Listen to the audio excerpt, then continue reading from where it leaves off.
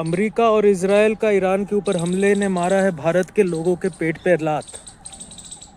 जी हाँ, कश्मीर से लेकर कन्याकुमारी तक एलपीजी की कमी ने लगाई है लोगों के जीवन में हैंड ब्रेक। ना केवल जीवित लोग बल्कि मुर्दों को भी मरने के बाद नहीं मिल रही है शांति। भारत में है कई सारे मरघट जो एलपीजी और पीएनजी के ऊपर निर्भर करते हैं, क्योंकि इसके इस्तेमाल से कम प्रदूषण पैदा होता है और ये लकड़ी से जल्दी काम करता है। खबरों के अनुसार एलपीजी की कमी की वजह से पुणे में 15 से अधिक मरघट कुछ दिनों के लिए अभी बंद किए गए। बैंगलोर, हैदराबाद, चेन्नई, दिल्ली, चंडीगढ़, बॉम्बे, पुणे, जम्मू कश्मीर से लेके मैनेजर और मालिक होटलों के बोल रहे हैं कि बस 2-3 दिनों में उनको शायद अपना रेस्टोरेंट्स बंद करना पड़ेगा। बस 2-3 दिनों का एलपीजी गैस उनके पास है। अभी मैनेज करने के लिए वो क्या कर रहे हैं, वो अपना मेन्यू जो है वो शॉर्ट कर रहे हैं, वो छोटा कर रहे हैं। जो डिशेस को ज़्यादा टाइम लगता है पकाने के लिए और एज अ रिज़ल्ट ज़्यादा एलपीजी गैस लगता है पकाने के लिए, वो मेन्यू से हटाया जा रहा है। जैसे कि बिरयानी और निहारी, मेरे फेवरेट 2 डिश। बिरयानी और निहारी से याद आया कि अभी रमज़ान का महीना चल रहा है। लोग अपने परिवार और दोस्तों के साथ अक्सर शाम के समय में बाहर खाना खाने के लिए और शॉपिंग करने के लिए जाते हैं। मैं यहाँ दिल्ली में रहता हूँ फ़िलहाल, और हम तो अक्सर दिल्ली 6 जामा मस्जिद शायद जाते थे और रातों रात खाना खाते थे, घूमते थे, फिरते थे, बिरयानी, निहारी, फिरनी, ये सब खाते थे दोस्तों के साथ। कलकत्ता में जब मैं था तब भी हम लोग अरसलान जाते हैं, अमीनिया जाते हैं, जो कि मशहूर रेस्टोरेंट्स है वहाँ बिरयानी के लिए। तो आई गेस अभी इन रेस्टोरेंट्स का बिज़नेस हो जाएगा ठप कुछ दिनों के लिए, जब तक ये एलपीजी क्राइसिस जो है ये सॉल्व नहीं होता है।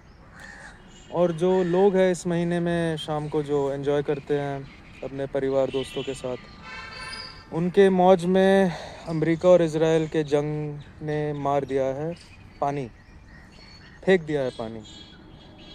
अब देखते हैं यार दोस्तों, समझते हैं कि टूरिज़्म इंडस्ट्री जो है वो कैसे अफेक्ट हुआ है इससे। अब समझिए ये जो एलपीजी का क्राइसिस है ये कैसे बहुत बहुत लोगों के ऊपर अफेक्ट करता है। ना कि केवल होटल इंडस्ट्री के साथ जुड़े हुए सब जो लोग हैं सबके ऊपर अफेक्ट पड़ता है।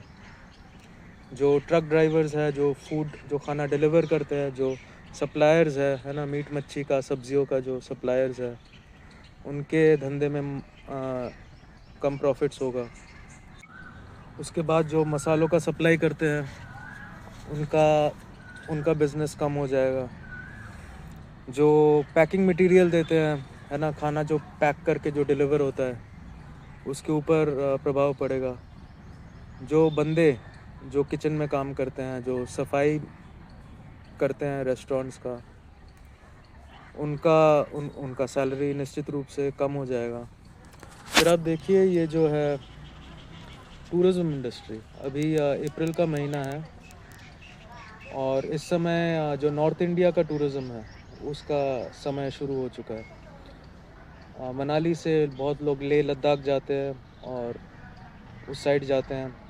मनाली के साइड में भी जो रास्ते बंद रहते हैं सर्दी के समय में बर्फ़ के वजह से, वो बर्फ़ अभी गलना चालू हो जाता है। बीआरओ जो है, बॉर्डर रोड्स ऑर्गेनाइजेशन जो हमारा है, वो ये सारे रास्ते खोलना चालू करते हैं और ये मतलब बम्पर प्रॉफिट का टाइम है रेस्टोरेंट और होटल इंडस्ट्री का। अब जो होटल इंडस्ट्री है इन जगहों में, जम्मू कश्मीर में, मनाली, नॉर्थ इंडिया, लेह लद्दाख, इस साइड में, अब होटल आप जब रूम दे रहे हो लोगों को, बहुत सारे होटल्स का रूम सर्विस है ना, आप उनका मेन्यू है, अपना किचन रहता है, तो वो किचन अभी इस एलपीजी के कमी की वजह से मतलब बंद होना चालू हो रहा है। और अगर मतलब ब्रेकफास्ट लंच डिनर भी नहीं दे तो ब्रेकफास्ट तो यूजुअली इंक्लूडेड रहता है। आप देखिए ये एयरबीएनबी और लोकल गेस्ट हाउस होटल्स, छोटे छोटे जो होटल्स हैं, फिर Airbnb, 5 star hotels, 4 star hotels, इन सबको बहुत अभी तकलीफ़ महसूस करना पड़ रहा है, क्योंकि they are not able to give food to the guests. वो अपने जो गेस्ट्स हैं उनको ब्रेकफास्ट, लंच, डिनर ये सब नहीं प्रोवाइड कर पा रहे हैं। तो पूरा आप देखिए, पूरा ये टूरिज़्म इंडस्ट्री कैसे अफेक्ट हो गया। अब जम्मू कश्मीर में तो मैं कुछ खबरें देख रहा था, खबरें सुन रहा था, और वो कह रहे थे क्योंकि जम्मू कश्मीर में पिछले 1 डेढ़ साल में टूरिज़्म इंडस्ट्री को काफ़ी तकलीफ़ महसूस करना पड़ा। पहलगाँव अटैक हुआ था, फिर कुछ फ्लड्स भी हुए थे। तो और अभी उनका जो है मार्केट खुलने का टाइम है, और अभी फिर से ये एलपीजी गैस का प्रॉब्लम हुआ। तो वो कोशिश कर रहे थे, वो इस उम्मीद में थे कि अभी इस सीज़न में वो अपना पिछले साल के जो लॉसेस हैं उसको कवर करेंगे। मगर देखिए फिर से एक और घटना घट चुकी है वेस्ट एशिया में, ये जो जंग चल रहा है, और इनके वजह से जम्मू कश्मीर के जो टूरिज़्म इंडस्ट्री के लोग हैं, बल्कि पूरे हिंदुस्तान में जो टूरिज़्म इंडस्ट्री के लोग हैं उनको काफ़ी घबराए हुए हैं, और वो जो है चाह रहे हैं कि सरकार कुछ बंदोबस्त करे इनके लिए। और इससे भी ज़्यादा मतलब जो उम्मीद है कि अमेरिका और इज़राइल ये जंग बंद करे ईरान के साथ, और ईरान भी जो रिटेलिएटरी अटैक्स कर रही है पूरे मिडल ईस्ट में, दुबई में, बहरीन में, कतर में, सऊदी में, कुवैत में, ये जंग बंद हो जाए, फिर ये जो क्राइसिस है ये क्राइसिस बंद हो जाएगा। इस इशू के वजह से बाकी इंडस्ट्रीज़ भी कैसे अफेक्ट होती है। आप देखिए, जो ट्रेन ऑपरेटर्स है, जो टूर ऑपरेटर्स हैं, फिर उनका बिज़नेस में लॉसेस होंगे। जो बस ऑपरेटर्स है, रेड बस वगैरह, जो इंटरस्टेट बसेस ले जाते हैं टूरिस्ट को, इस समय बसेस हो गए, ट्रेन्स हो गए, है ना। तो इंडियन रेलवेज़ को कुछ तो लॉसेस होंगी। फिर जो प्लेन ऑपरेटर्स हैं उनको लॉसेस होंगी। और आप समझ सकते हैं, सारे जो कर्मचारी हैं, सारे जो लोग इन सब इंडस्ट्रीज़ के साथ जुड़े हुए हैं, सबके काम पे लॉसेस होंगे।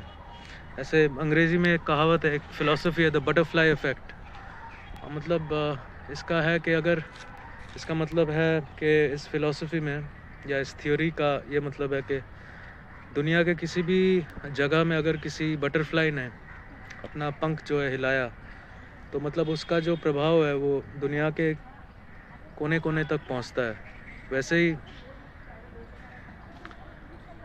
इंडिया से कितना दूर है ना, ईरान, वेस्ट एशिया में ये जंग चल रहा है, और इंडिया से कितना दूर अमेरिका है, कितना दूर इज़राइल है। उनका जो डिसीजन है, उनके डिसीजन की वजह से इंडिया में लोगों को तकलीफ़ महसूस करना पड़ रहा है। मगर आखिरी में दोस्तों मैं ये कहना चाहूँगा कि हिंदुस्तान के लोग और हिंदुस्तान की सरकार बहुत मजबूत है। We are strong people. निश्चित रूप से हम इस प्रॉब्लम से निकल आएंगे, और लोग अपना नेचुरल और नॉर्मल लाइफ में रिटर्न कर लेंगे, और इस रमज़ान के महीने में फिर से लोगों की ज़िंदगी में शाम को घूमने को और खाना खाने का आनंद मिलने का अपॉर्चुनिटी मिल जाएगा। और ज़्यादा इम्पोर्टेंट इससे, मतलब ज़्यादा इम्पोर्टेंट नहीं, और एक इम्पोर्टेंट बात यह है कि हम लोग उम्मीद करते हैं, सब लोग उम्मीद कर रहे हैं कि ये जंग जल्द से जल्द बंद हो जाए, और जितने बेकसूर लोग मर रहे हैं और loss of life and property हो रही है वो बंद हो जाए, और दुनिया शांति की ओर चल बसे।